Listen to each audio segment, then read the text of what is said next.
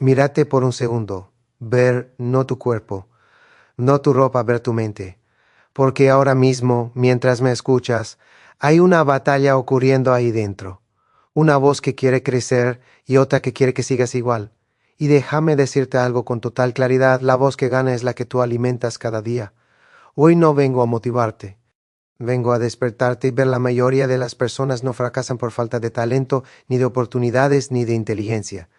Fracasan porque no controlan su mente, pero porque se levantan cada mañana y dejan que sus pensamientos decidan por ellos. Porque viven en automático, porque reaccionan en lugar de dirigir key point on so understanding that your mind is not a peaceful place by default. It is a battlefield. Every single day, from the moment you wake up, there's a quiet but constant fight happening inside you. One side wants growth, discipline, progress, and purpose. The other side wants comfort, safety, excuses, and familiarity. Most people don't realize this battle is happening, and that's exactly why they lose it. Your mind is always being influenced by what you watch, what you listen to, who you surround yourself with, and what you allow yourself to think when no one is watching. Every thought you repeat strengthens a pathway. Every excuse you accept becomes easier to accept again. Every time you choose comfort over effort, that voice grows louder. And the opposite is also true. Every time you choose discipline, focus, or courage, even when it's uncomfortable, you weaken the voice that wants to keep you small. The danger is not having negative thoughts. That's human. The danger is letting those thoughts run your life without challenge. When you don't consciously choose which voice to listen to, your mind defaults to survival mode. It looks for the easiest path, the safest option, the quickest relief. That's why your mind tells you to scroll instead of work, to delay instead of act, to quit instead of push. It's not evil. It's untrained. Most people wake up and immediately hand control to their thoughts. They don't question them. They don't filter them. They don't redirect them. If the mind says, I'm tired, they believe it. If it says, I'm not good enough, they accept it. If it says, tomorrow will be better, they obey. Over time, this creates a life built on reactions instead of decisions. The voice you feed is the voice that wins. If you feed doubt, it grows stronger. If you feed discipline, it becomes dominant. If you constantly reinforce fear by avoiding discomfort, fear becomes your default response. But if you repeatedly act despite fear, courage becomes familiar. This is not about motivation. Motivation is temporary. Feeding a voice is about repetition. Every habit you have started as a thought. Every habit you struggle with is maintained by a thought you keep agreeing with. When you repeatedly tell yourself a story about who you are, what you can handle, what you deserve, your mind accepts it as truth. And once it accepts it, it works to prove it right. That's why two people can face the same situation and experience completely different outcomes. One feeds the voice of growth, the other feeds the voice of limitation. Ignoring this battle doesn't make it go away, it just means you're fighting blind. The people who appear mentally strong are not free from negative thoughts, they are simply aware of them. They recognize when a thought is trying to pull them backward, and they don't give it authority. They don't argue emotionally with it, they act in the opposite direction. Winning the daily battle doesn't mean you win every moment, it means you stay conscious. It means you notice when your mind is pulling you toward comfort and you choose discipline anyway. It means you stop identifying with every thought and start selecting which ones deserve your energy. Over time, this changes everything. The voice of progress becomes louder. The voice of excuses becomes weaker. Your future is not shaped by one big decision. It's shaped by thousands of small mental choices you make every day. The thoughts you feed today decide the strength of your mind tomorrow. And whether you realize it or not, you are feeding one side of the battle every single day. Key point 2 confronts one of the biggest lies people believe about failure, that it comes from a lack of talent, intelligence, resources, or opportunity. In reality, most people don't fail because they can't succeed. They fail because they never learn how to control their inner world. Mental control, not external advantage, is what separates those who move forward from those who stay stuck. There are countless people with ability who never reach their potential. They have ideas, skills, and even chances placed directly in front of them, yet they hesitate, procrastinate, or quit. Meanwhile, others with fewer advantages keep going and eventually surpass them. The difference is not luck. It is not intelligence. It is the ability to manage fear, doubt, discomfort, and resistance when they show up, which they always do. A mind without control reacts instead of decides. It lets emotions dictate behavior. When fear appears, action stops. When doubt appears, effort fades. When something feels hard, the mind looks for escape. This creates a pattern where people only move when conditions feel perfect, and those conditions rarely arrive. Over time, life becomes a cycle of waiting, planning, and regretting instead of doing. Fear is one of the strongest forces behind this kind of failure. Fear of rejection, fear of judgment, fear of being wrong, fear of not being enough. These fears don't disappear on their own. They grow when left unchallenged. A person may tell themselves they are being realistic, cautious, or patient, but often they are simply avoiding the discomfort that growth requires. The mind justifies inaction with logic that sounds reasonable but leads nowhere. Another silent cause of failure is autopilot thinking. People repeat the same thoughts every day without questioning them. This is just how I am. I've always been like this. It's too late for me. These thoughts become mental boundaries. Once accepted, they limit behavior. The person stops trying not because they can't succeed, but because they've convinced themselves that trying is pointless. Excuses thrive in an uncontrolled mind. They don't appear as obvious lies. They appear as explanations. Being too busy, waiting for motivation, needing more time, more money, more confidence. Each excuse reduces the pressure to act, but it also reduces self-trust. Every time someone avoids action, they reinforce the belief that they can rely on themselves. Over time, this erodes confidence far more than failure ever could. Mental control does not mean suppressing emotions or pretending everything is fine. It means recognizing emotions without letting them dictate decisions. It means feeling fear and acting anyway. Feeling in doubt and continuing anyway. Feeling tired and showing up anyway. This is what most people never train themselves to do, and that is why their potential stays unused. People who succeed are not immune to negative thoughts. They simply don't obey them automatically. They question them. They delay reacting to them. They create space between what they feel and what they do. That space is where power exists. Without it, emotions drive behavior. With it, values and goals take control. Failure, in most cases, is not a single event. It is a slow accumulation of avoided discomfort. It is the result of repeatedly choosing relief over growth. Each small avoidance feels harmless, but together they build a life far smaller than what was possible. The tragedy is that many people blame the world for an outcome that was shaped internally. When someone learns to control their mind, everything changes. They stop waiting for confidence and build it through action. They stop waiting for clarity and create it through movement. They stop seeing discomfort as a sign to stop and start seeing it as a sign they are on the right path. This is why mental control is not just important, it is essential. Without it, talent stays unused, opportunities pass unnoticed, and potential remains permanently locked away. Key point 3 is about accepting a hard truth most people avoid. Mental discipline is not optional. It is not something you practice only when life is calm or when you feel inspired. It is a requirement for anyone who wants control over their direction instead of being dragged by circumstances. Without discipline, the mind does what it is designed to do: seek comfort, avoid pain, and conserve energy. That natural tendency is exactly why discipline must be enforced. Many people believe that if something feels right, it must be right. They trust emotions as guides. But emotions change constantly. What feels good in the moment often leads to regret later, and what feels uncomfortable now often leads to growth later.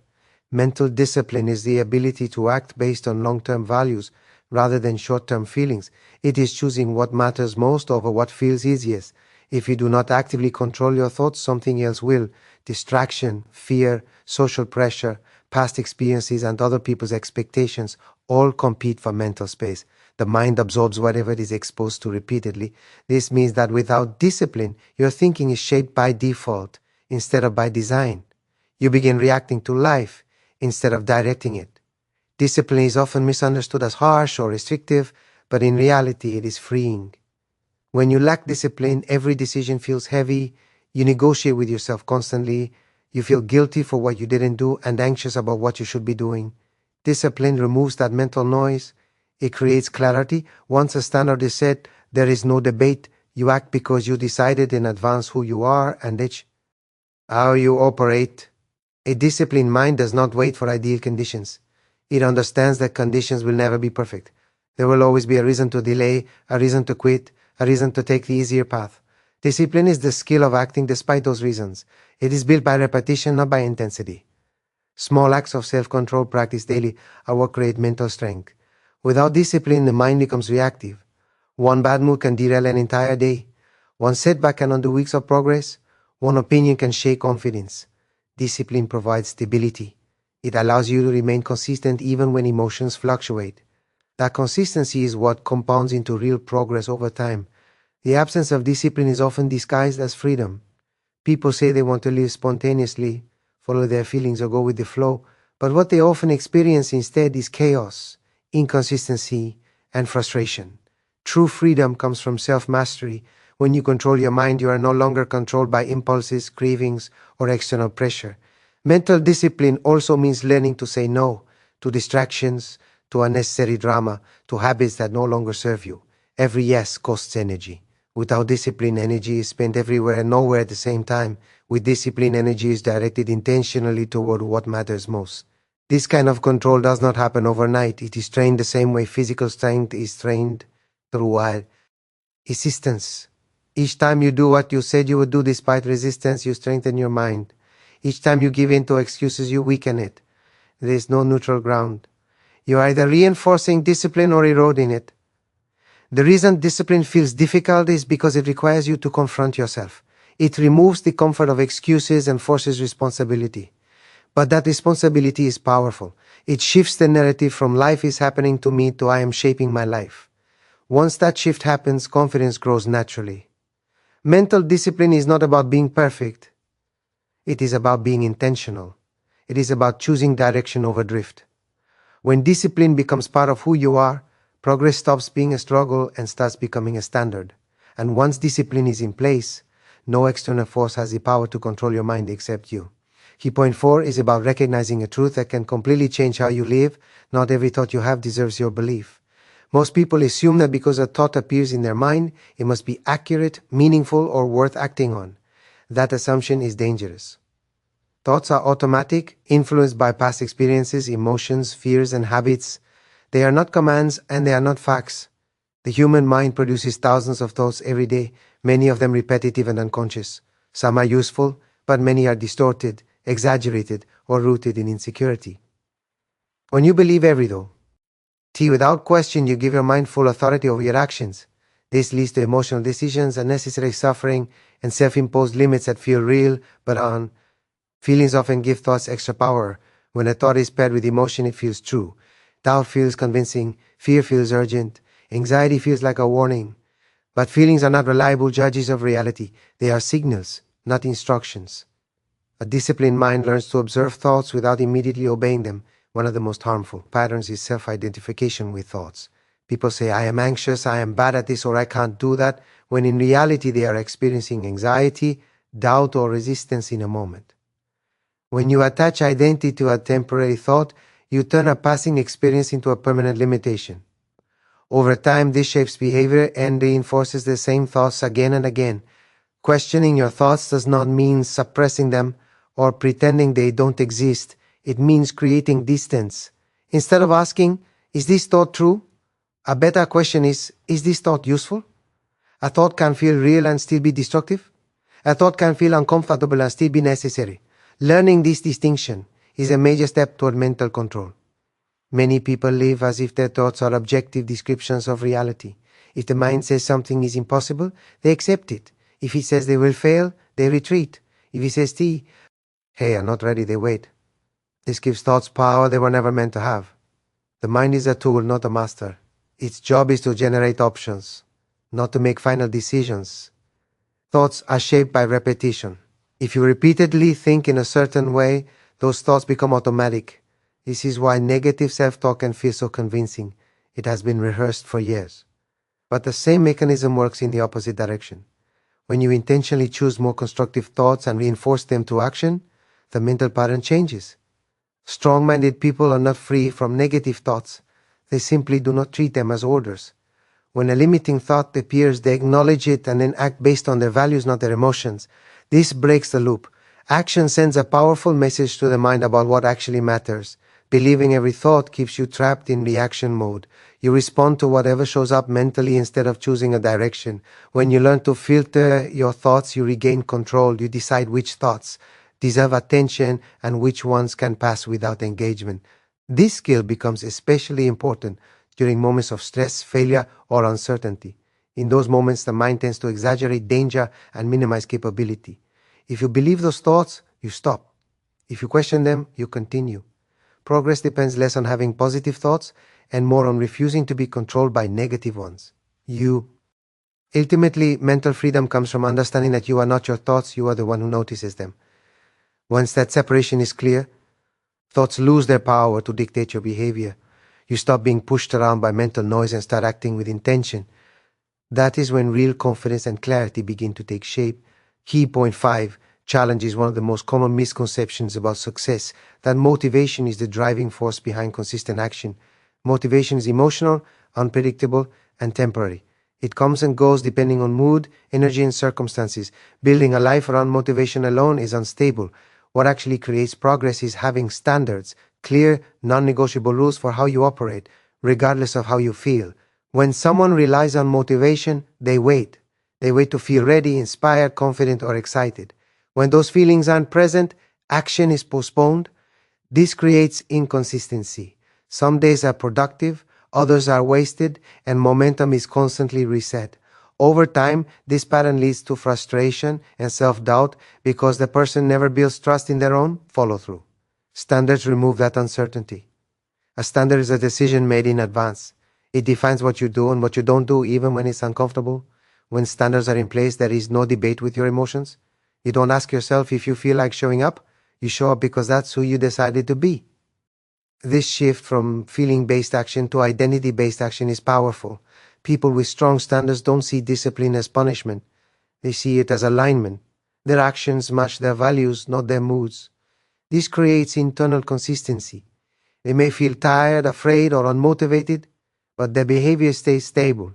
That stability is what allows progress to compound. Motivation often follows action, not the other way around. Waiting to feel motivated before acting keeps people stuck. Acting despite resistance builds momentum, and momentum creates motivation. Standards make this possible because they push action to come first. Once action becomes consistent, confidence grows naturally. Not because things feel easy, but because the person proves to themselves that they can be relied upon. Another danger of relying on motivation is that it encourages emotional decision-making. If something feels hard, motivation drops. If something feels uncomfortable, motivation disappears. Growth by nature is uncomfortable. Anyone who waits to feel good before doing hard things will avoid growth entirely. Standards protect you from this trap by keeping you moving forward even when emotions fluctuate. Standards also create clarity. When expectations are vague, the mind negotiates. It looks for loopholes and justifications. When expectations are clear, the mind adapts. It stops wasting energy on decision fatigue and focuses on execution. This makes discipline easier over time and OT harder. Most people underestimate how much their lives are shaped by what they tolerate. Low standards allow repeated excuses. High standards demand consistency. This doesn't mean being rigid or extreme. It means being honest about what level of effort, integrity, and responsibility you expect from yourself. Once those expectations are set, they become a reference point for decisions. Strong standards also build resilience. When setbacks happen, someone driven by motivation is likely to quit because the emotional reward disappears. Someone guided by standards continues because quitting is not an option they entertain lightly. This is how long-term goals are achieved, not through bursts of inspiration, but through steady, disciplined action. Over time, standards shape identity. You stop seeing yourself as someone who tries and start seeing yourself as someone who does. This identity shift is subtle but transformative. It changes how you respond to challenges, how you speak to yourself, and what you believe is possible. Motivation is a feeling. Standards are a structure. Feelings fluctuate. Structures endure. When you build your life on standards instead of motivation, progress becomes predictable. You stop depending on emotional highs and start relying on your character. That is where real, lasting growth comes from. Key point 6 is about accepting a reality that gives you power instead of taking it away. You cannot control the world, but you can control your response to it. Many people waste enormous amounts of energy trying to manage circumstances, people, outcomes, and events that are completely outside their control. When those things don't go as planned, frustration, anger, and helplessness follow. Mental strength begins when you stop fighting reality and start taking responsibility for how you respond to it.